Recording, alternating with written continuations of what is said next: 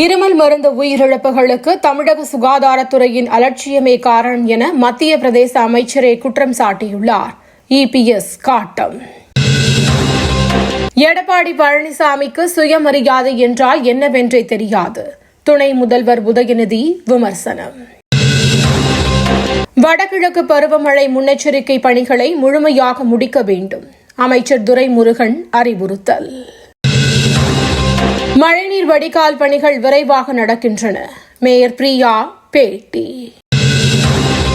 இரத்த தானத்தில் தமிழ்நாடு முன்னிலை. அமைச்சர் மா சுப்பிரமணியன் பெருமிதம். கரூர் விவகாரத்தில் விஜய் தாமதமாக வந்ததே விபத்துக்கு காரணம். உச்சநீதிமன்றத்தில் தமிழக அரசு வாதம். போக்குவரத்து தொழிலாளர்கள் ஓய்வூதியதாரர்களின் கோரிக்கைகளை நிறைவேற்ற வேண்டும். ஓ பன்னீர்செல்வம் வலியுறுத்தல். ஐயாவுக்கு ஏதாவது நடந்தால் சும்மா விட மாட்டேன். அன்புமணி ராமதாஸ் ஆவேசம். சென்னை மெட்ரோ ரயில் 2ஆம் கட்ட பணி. உள்கட்டமைப்புகளை உருவாக்க 250 கோடி ரூபாய்க்கு ஒப்பந்தம். மனநலத்தை பாதுகாப்பதற்கான சூழலை அனைவரும் இணைந்து உருவாக்க வேண்டியது அவசியம். பிரதமர் மோடி எக்ஸ் தளத்தில் பதிவு.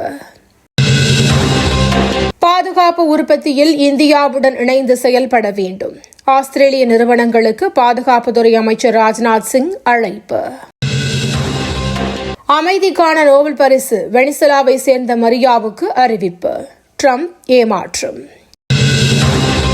தகுதியில்லாதவருக்கு நோபல் பரிசு வழங்கினார்கள். பராக் ஒபாமாவை விமர்சித்த ட்ரம்ப். பிலிப்பைன்ஸில் சக்தி வாய்ந்த நிலநடுக்கம். ரிக்டர் அளவுகோலில் 7.3 பதிவு. நீலகிரி கோவையில் இன்று கனமழைக்கு வாய்ப்பு. வானிலை மையம் தகவல். தினந்தோறும் காலை தலைப்புச் செய்திகளை உடனுக்குடன் தெரிந்து கொள்ள வணக்கம் இந்தியா நியூஸுடன் இணைந்திருங்கள்.